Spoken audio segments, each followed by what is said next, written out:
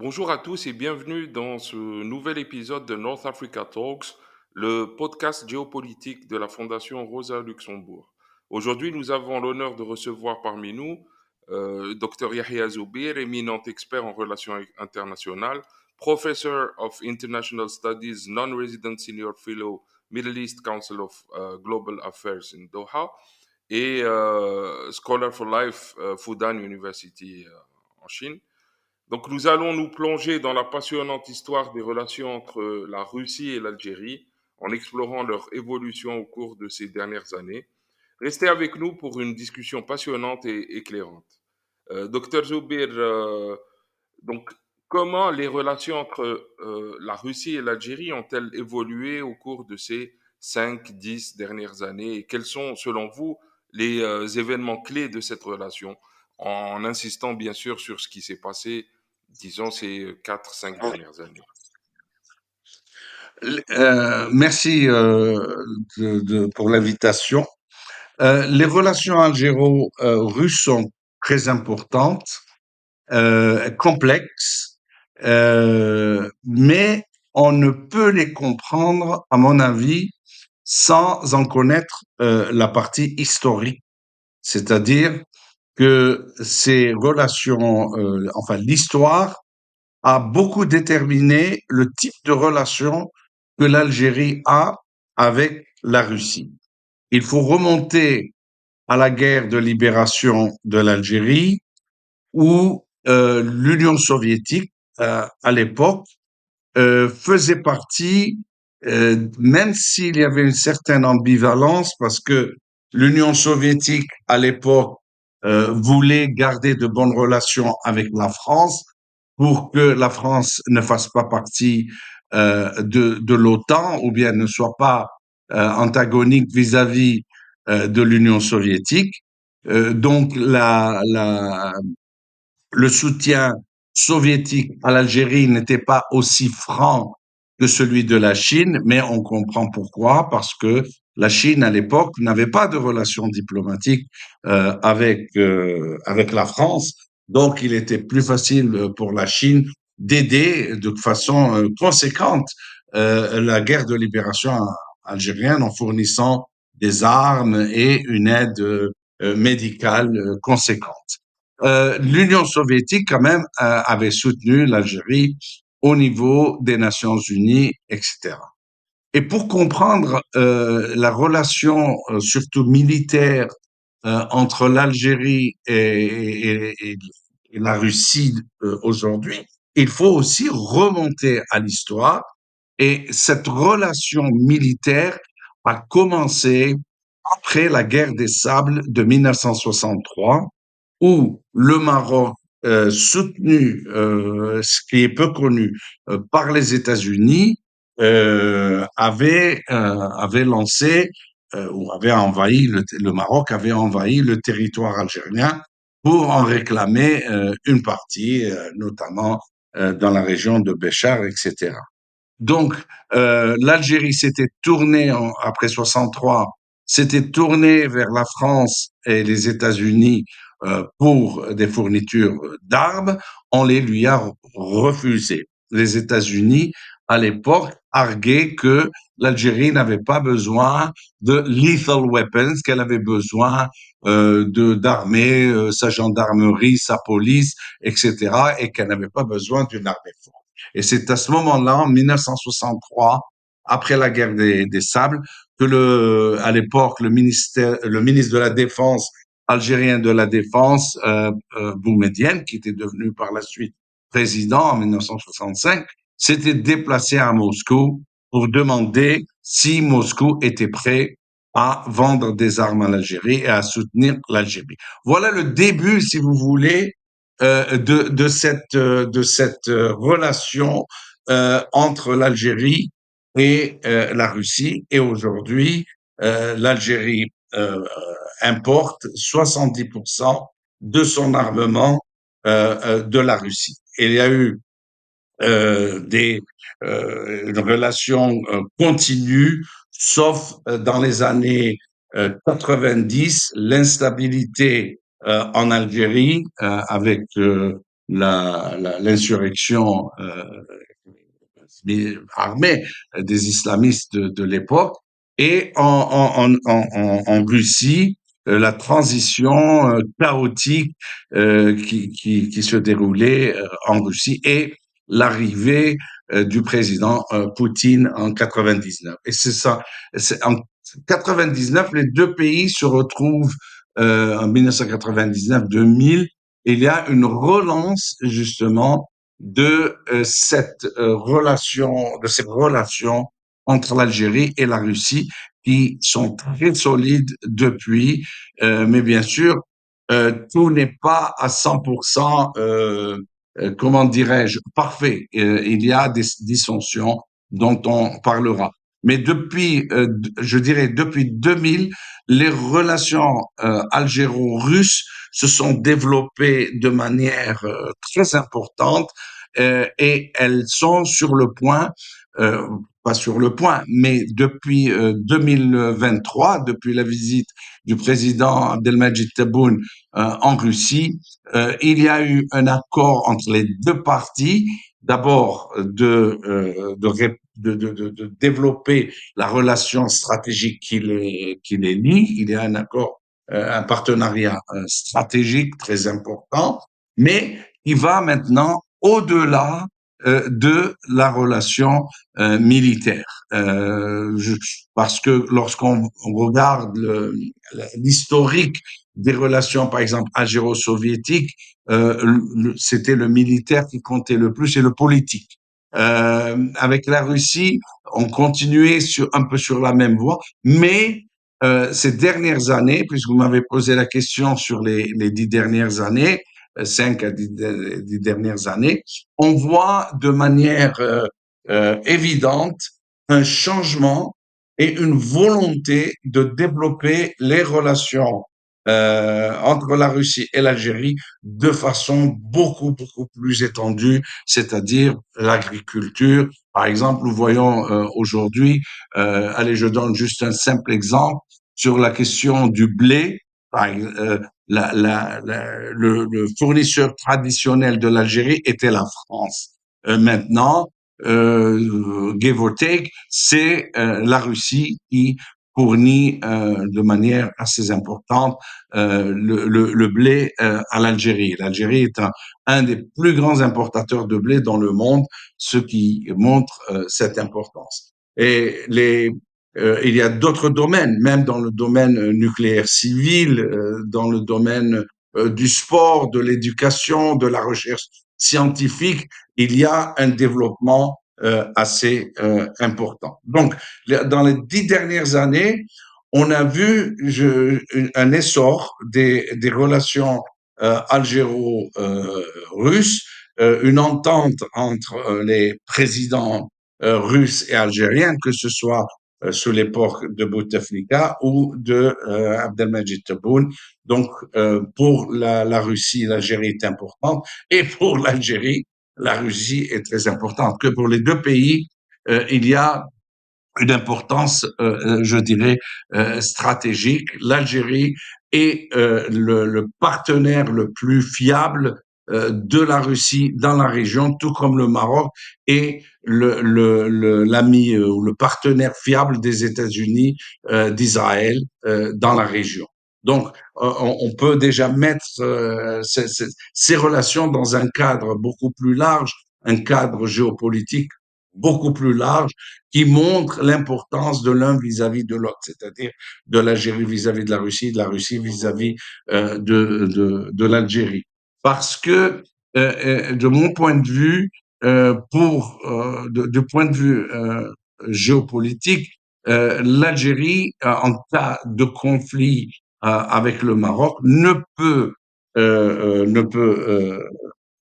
comment dirais-je, compter peu sur son ami russe pour la fourniture d'armes, par exemple, parce que il est évident que l'Occident s'alignerait presque automatiquement sur le Maroc. Et comme on le sait, les relations entre l'Algérie et le Maroc sont assez tendues depuis de nombreuses années. Donc, pour l'Algérie, la Russie est un partenaire extrêmement important. Euh, pour la Russie, l'Algérie est un partenaire politique aussi qui est très important. L'Algérie est le plus grand pays d'Afrique. L'Algérie a une influence au niveau de l'Union africaine et d'autres institutions multilatérales. Il y a une entente une entente politique assez convergente, puisque l'analyse des événements dans le monde, il y a une certaine identité de vue, notamment contre l'hégémonie occidentale et autres.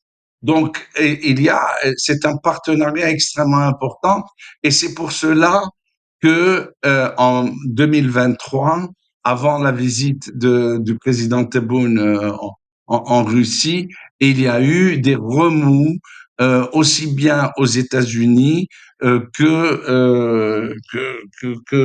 Europe, où on n'était pas content des relations militaires entre l'Algérie et la Russie. D'ailleurs, il y a eu des demandes au niveau du Congrès américain de sanctionner l'Algérie à cause de ses achats d'armes euh, euh, en provenance de Russie.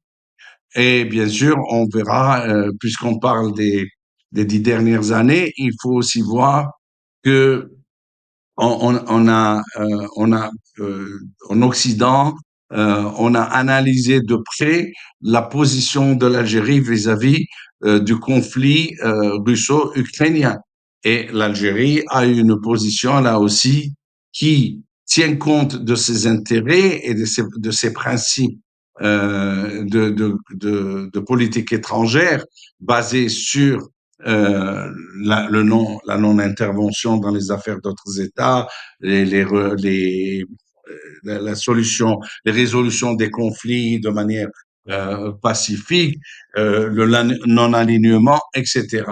Et là, l'Algérie a pris une position qui a ennuyé de beaucoup les Occidentaux parce que l'Algérie ne s'est pas alignée avec la Russie, mais elle n'a pas été favorable à des sanctions contre la Russie puisqu'elle comprenait euh, les, euh, les raisons de l'intervention russe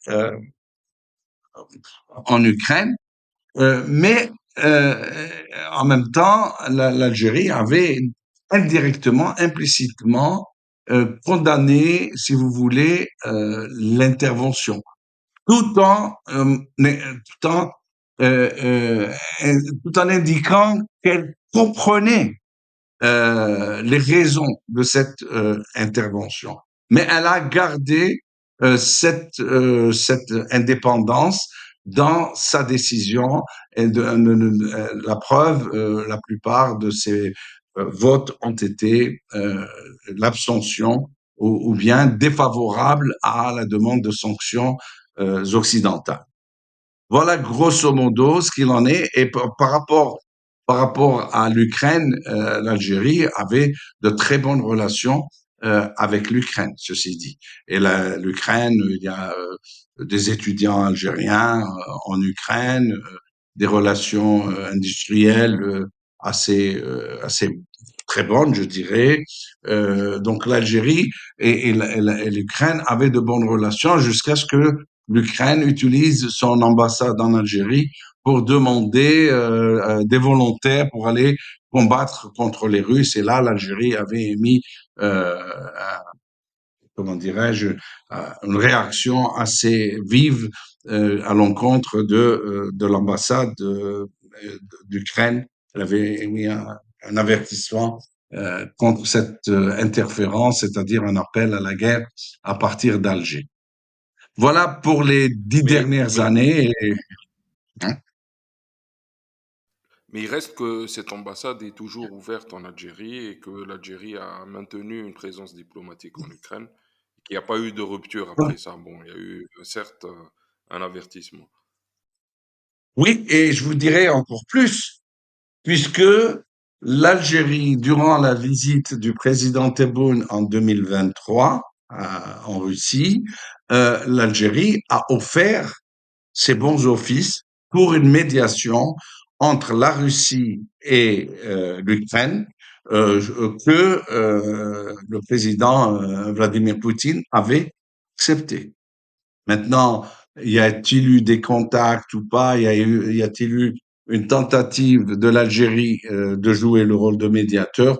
Ça, je ne saurais y répondre puisque traditionnellement, l'Algérie, dans son approche de médiation, garde la discrétion, tout comme les médiateurs chinois, par exemple. Donc, il y a une similitude entre les deux en ce qui concerne la médiation.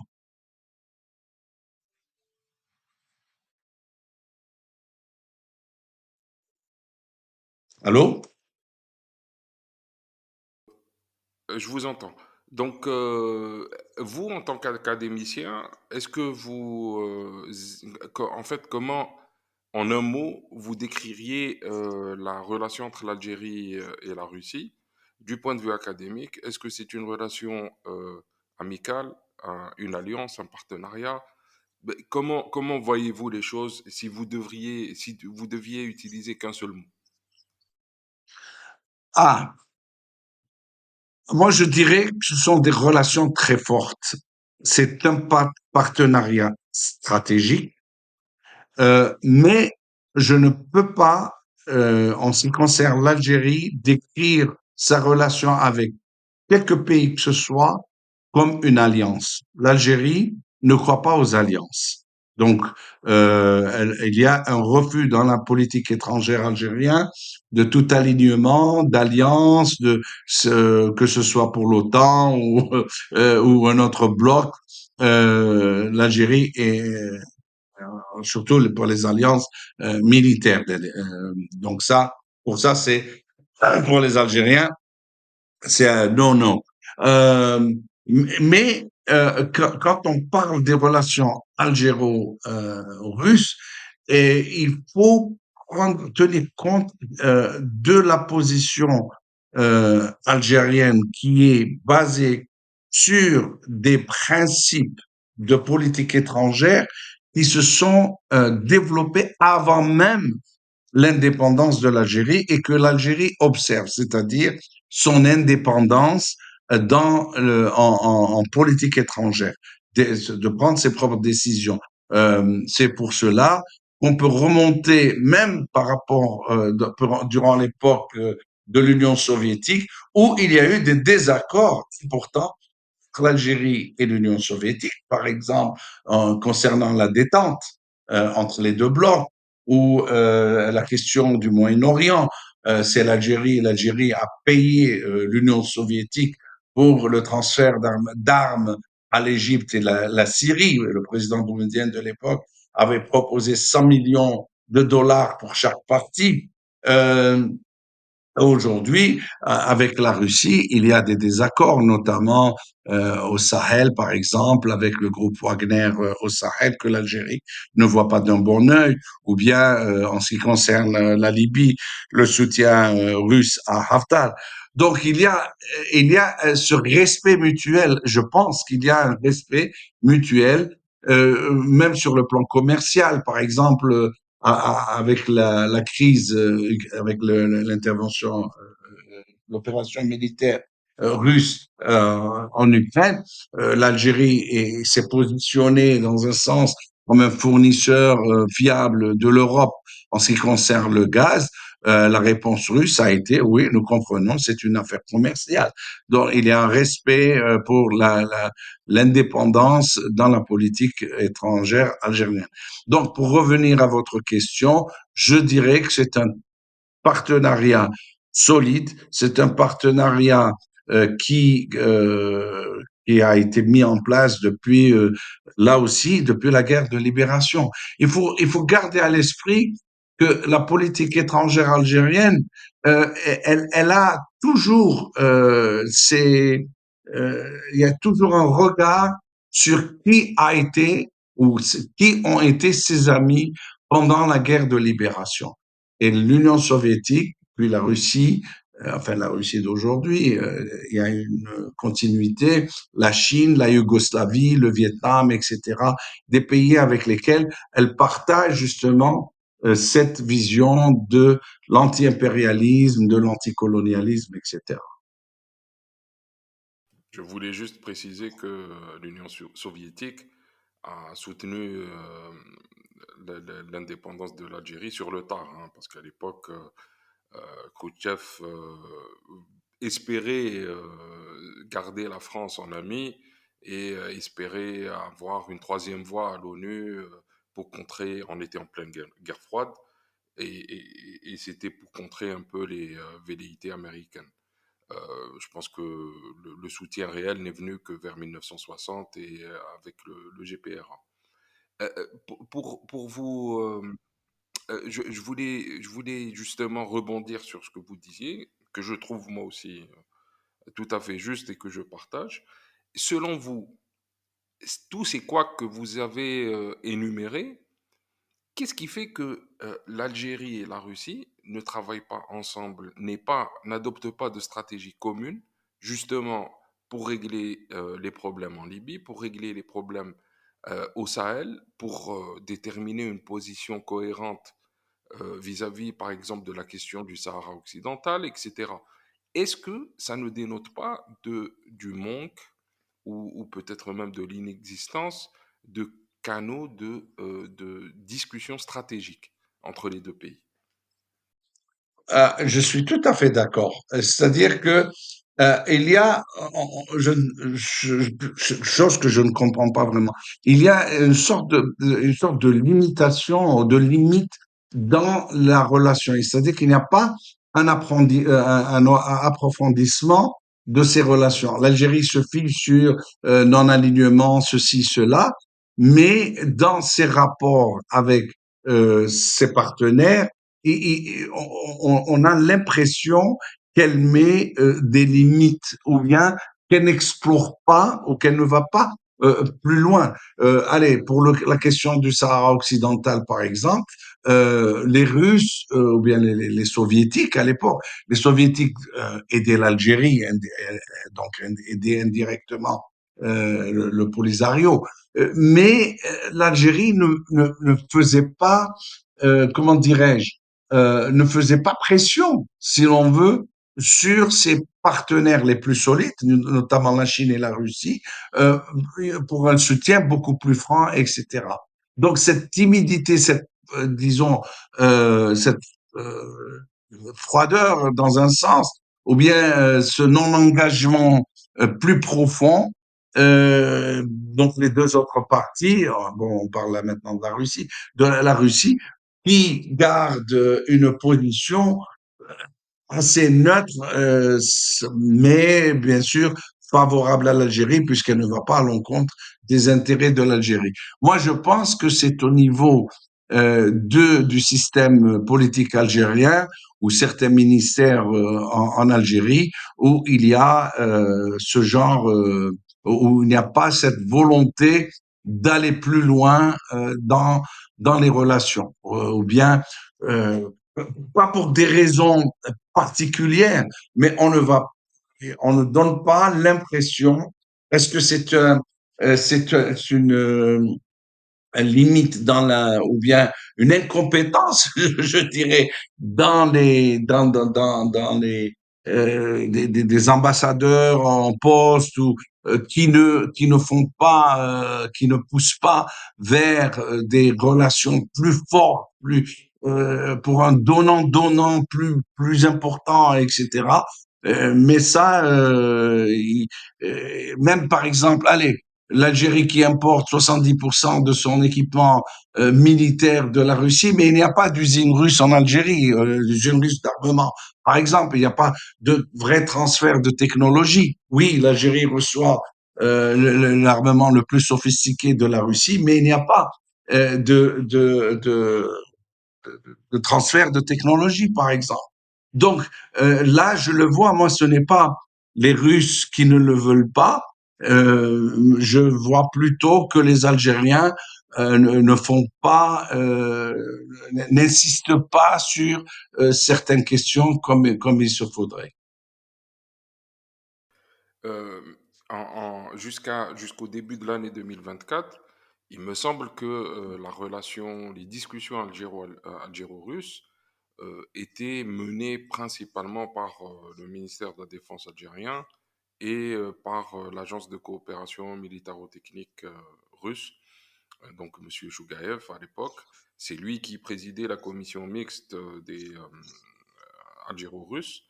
Et je pense que jusqu'à 2024, jusqu'au début 2024, ça se limitait à cela.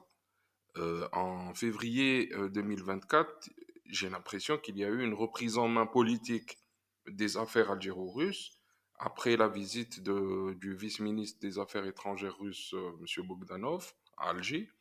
Et on l'a vu accompagné de l'ancien ambassadeur Belaev, qui était à Alger. Et il me semble que c'est maintenant M. Belaev qui est en charge des discussions entre les deux pays. Est-ce que vous, de votre côté, vous voyez une évolution vers le politique ces dernières années? D'autant plus, et j'enchaîne sur une deuxième question, euh, de- euh, d'autant plus que l'échec de l'adhésion de l'Algérie au BRICS a eu quand même un retentissement assez important à l'intérieur de l'Algérie. Et bon, vous savez, je sais, nous étions ensemble, on connaît un peu les circonstances de la chose. Et est-ce que vous pouvez aussi nous en dire un peu plus sur ça? Oui, moi je pense, j'ai analysé autant que je peux la visite du président Tebboune, de tout ce qui a été discuté, etc. Il me semble qu'il y a une volonté. J'ai noté cette volonté d'aller au-delà de ce qui se passait avant et au-delà du militaire. Ça, c'était très clair. Bien sûr, le ministère de la Défense algérien a de très bonnes relations avec la partie russe, etc. Mais il me semble qu'il y a cette volonté de ne pas rester figé sur la question du militaire, puisque c'est une relation qui existe depuis très longtemps.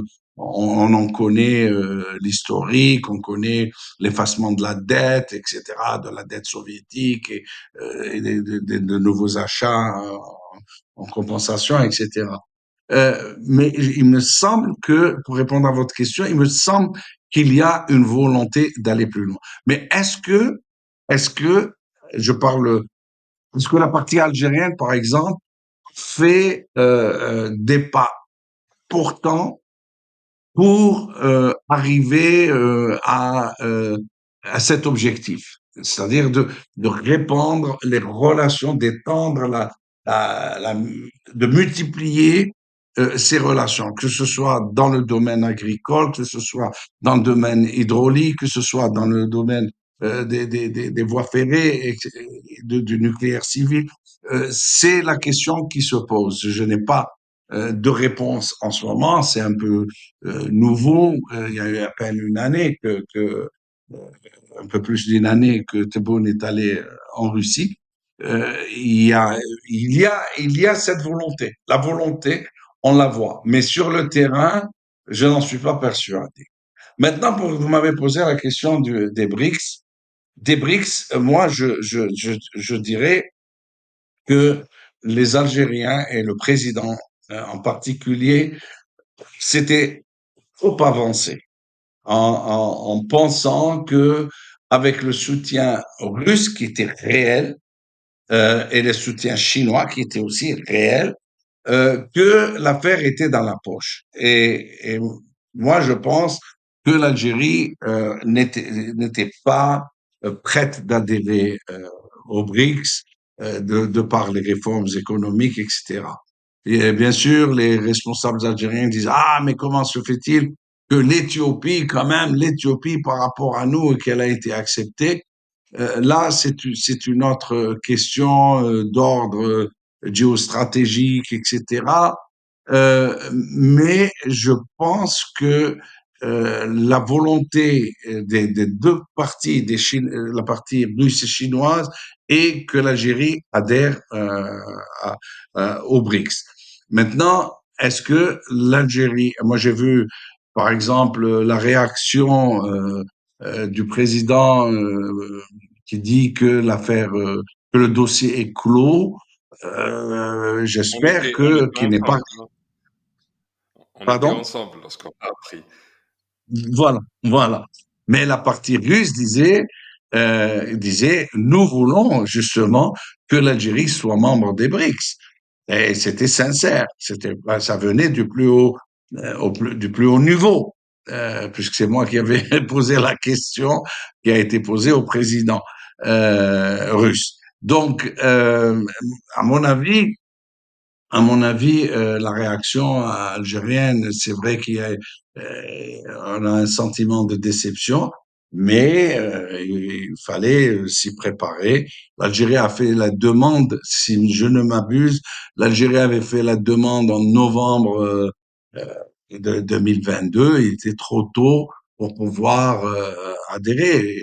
Certaines parties, certains pays qui ont été acceptés, disons comme l'Égypte, avait ouvert un centre de recherche pour les BRICS, avait fait du lobbying, etc. Maintenant, je ne sais pas qui s'est opposé. Certains disent que c'est l'Inde qui a été qui s'est opposée. Euh, mais à mon avis, pour l'Algérie, c'est une question de temps pour qu'elle adhère justement aux BRICS.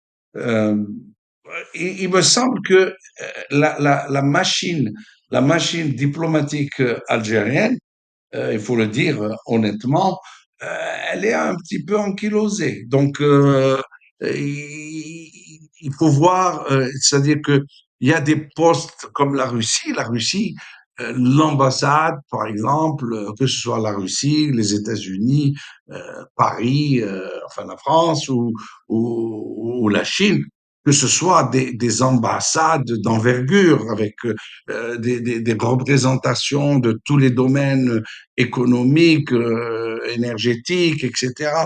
Et je n'ai pas l'impression que c'est ce qui se fait. Voilà, pour le dire de manière directe, il y a des possibilités de développer ces relations d'une manière exponentielle, extraordinaire, un gagnant-gagnant, mais on n'a pas le sentiment que il y ait des forces capables de pousser, de faire le travail nécessaire pour développer ces relations algéro-russes. Mais maintenant, vous avez parlé de la visite de M. Bogdanov, etc. Oui, il y a de l'espoir que, et surtout Belaïev, qui était vraiment quelqu'un qui a très bien, en tant qu'ambassadeur, a été très actif et qui a beaucoup réfléchi au potentiel algéro-russe. Mais je n'ai pas l'impression que la partie algérienne fasse suffisamment pour développer ces relations.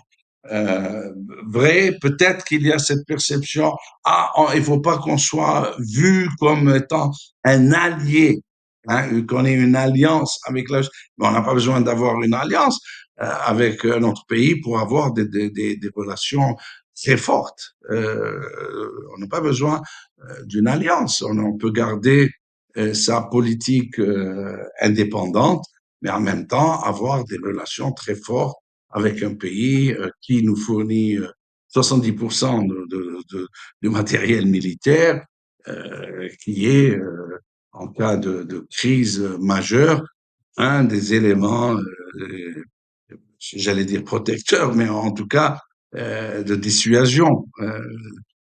Sur quelqu'un un pays sur lequel on peut compter pour ne serait-ce que pour continuer la livraison d'armement euh, en cas de guerre ou autre. Donc, il me semble qu'il y a une certaine timidité ou un certain cafouillage dans certains ministères qui ne font pas, qui n'avancent pas. Voilà.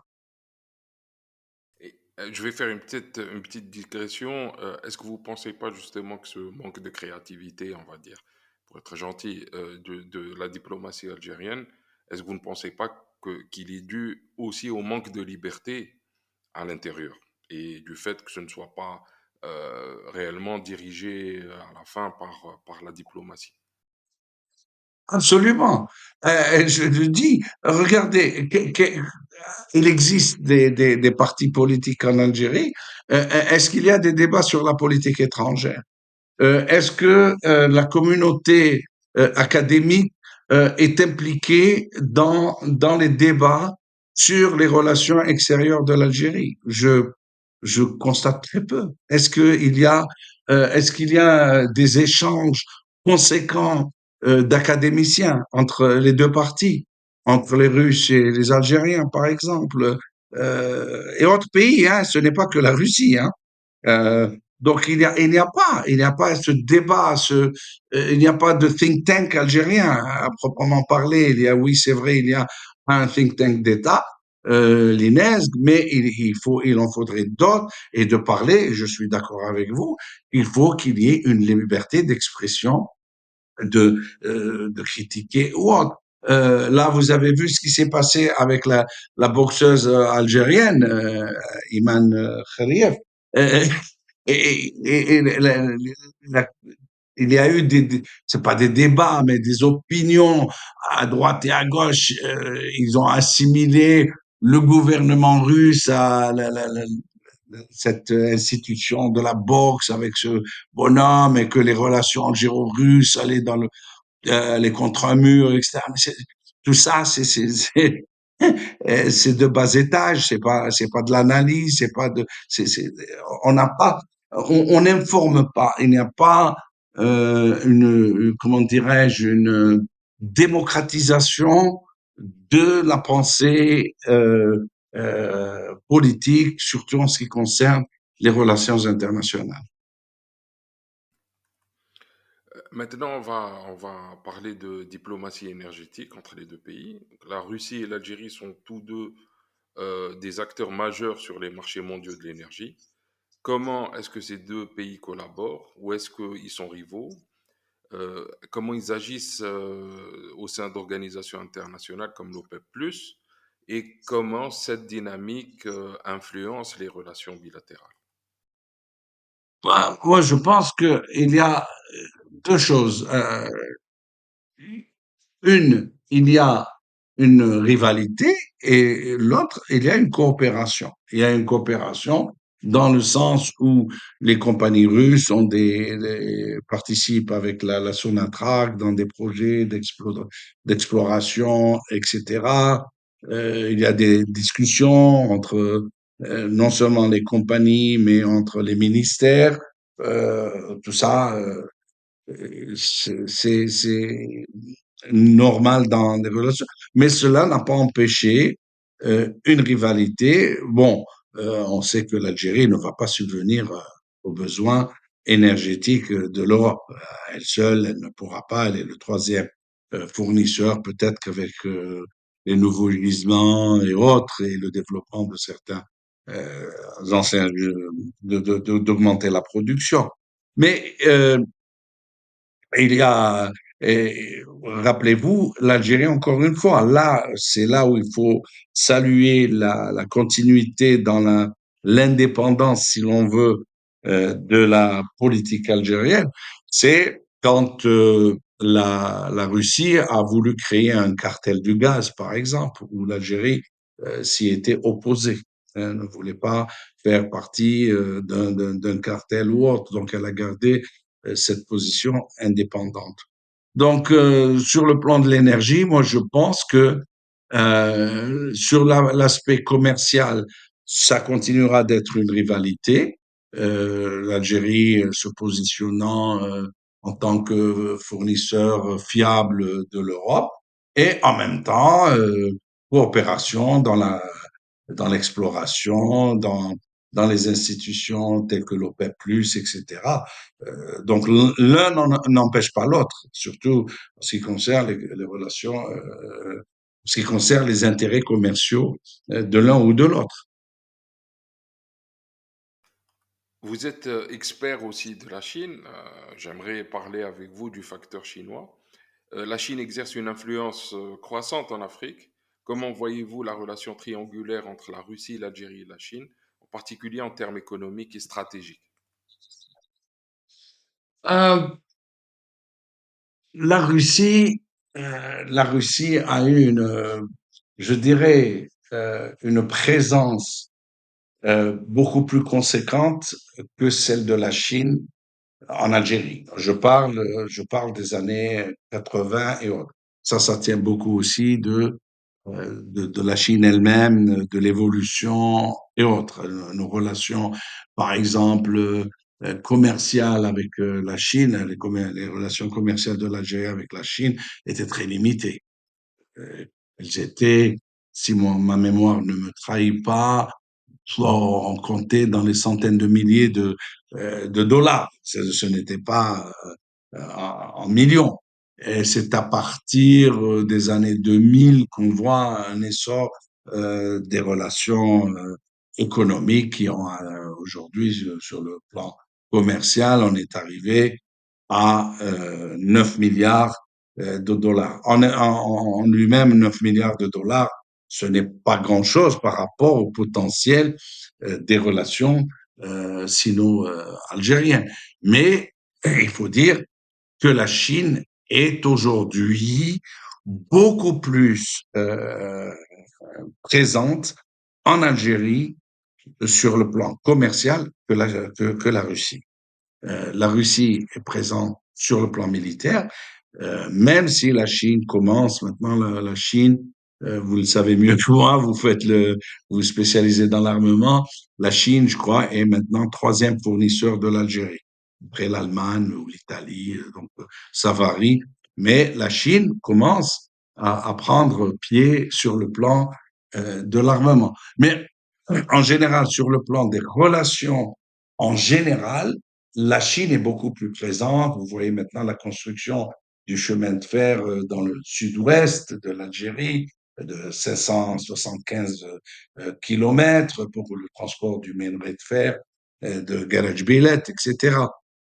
Donc, mais il n'y a pas une relation, si vous voulez, elle est triangulaire seulement dans le sens où ce sont trois pays qui sont qui échangent, mais il n'y a pas une politique, disons, coordonnée entre la Chine et la Russie par rapport à l'Algérie. Non, ça n'existe pas.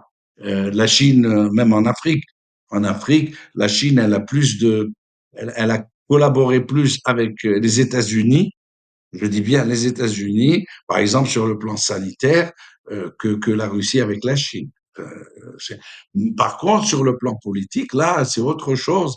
Vous voyez des similitudes. Par exemple, je vous donne, et ça c'est intéressant pour si vous avez des auditeurs qui font de la recherche, des jeunes chercheurs, regardez analysez la position de la Chine sur l'Ukraine et analysez la position de l'Algérie sur l'Ukraine, sur la crise ukrainienne. Il y a une similitude extraordinaire. Il n'y a aucun doute dans mon esprit que c'est une position vraiment similaire. Non pas qu'elle est dictée par les Chinois aux Algériens, mais parce que on partage cette perspective. C'est ce qui fait que, c'est pour ça que je dis, il faut remonter à l'histoire.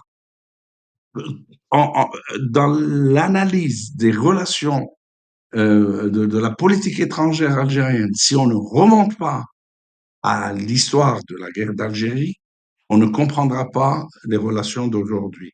Même s'il y a des barrières, ce n'est pas tout le personnel politique qui est favorable à certains types de relations. Et je pense que les obstacles qui se posent doivent être analysés à ce niveau-là. Je vous pose la question de manière différente, ou à l'envers même. Aujourd'hui, l'Algérie assure la présidence tournante du Conseil de sécurité de l'ONU en tant qu'État non membre permanent. Euh, Pourquoi l'Algérie, qui a d'aussi bonnes relations avec deux membres permanents ayant droit de veto, que sont la Chine et la Russie, ne capitalise pas sur cette amitié, on va dire, ou ces bonnes relations, et que devrait faire l'Algérie justement pour l'assurer. À mon avis, bon, je ne serais pas tout à fait d'accord. De ce que je comprends, il y a pas une coordination, mais il y a un échange d'idées entre les trois parties, c'est-à-dire entre l'Algérie et la Chine d'un côté et l'Algérie et, et la Russie de l'autre. Et il y a là, on voit aussi sur, par exemple, allez, on prend le cas où l'Algérie est très active, c'est le cas de Gaza. Euh, sont des positions assez similaires. Donc, je pense que là, il y a une meilleure communication avec les deux parties. Moi, ce que je trouve étrange, ce n'est pas sur le Moyen-Orient, mais sur quelque chose qui concerne l'Algérie de manière très importante pour sa sécurité nationale, etc., c'est la question du Sahara occidental. Pourquoi l'Algérie ne réussit-elle pas justement à faire valoir sa position auprès des Russes et des Chinois, surtout auprès des Chinois. Les Russes, plus ou moins, par exemple, reçoivent des délégations du Polisario au niveau de la Douma, etc. Mais la Chine est vraiment, les Algériens n'ont pas réussi à faire admettre à la Chine que le Sahara occidental n'est pas le Tibet ou le Xinjiang. Voilà, pour côté de bluntly, comme on dit. Dernière question, en regardant vers l'avenir, quels sont les défis, les opportunités pour les relations entre la Russie et l'Algérie? Est-ce qu'il y a de nouveaux domaines de coopération que vous voyez venir, ou est-ce que vous voyez plutôt venir en parallèle des points de friction ou des points d'achoppement entre les deux pays? Pour les points parallèles, moi, il me semble, enfin, ceux de la coopération, allez, parlons un peu de l'aspect économique, il y a beaucoup à faire. Il y a beaucoup d'opportunités. Et je pense que le président Tebboune a fait une bonne chose en allant à Saint-Pétersbourg, tout ça, au sommet pour l'économie. Il y a beaucoup à faire. Encore une fois, je dis, faut-il encore que en Algérie, les ministères agissent de manière vraiment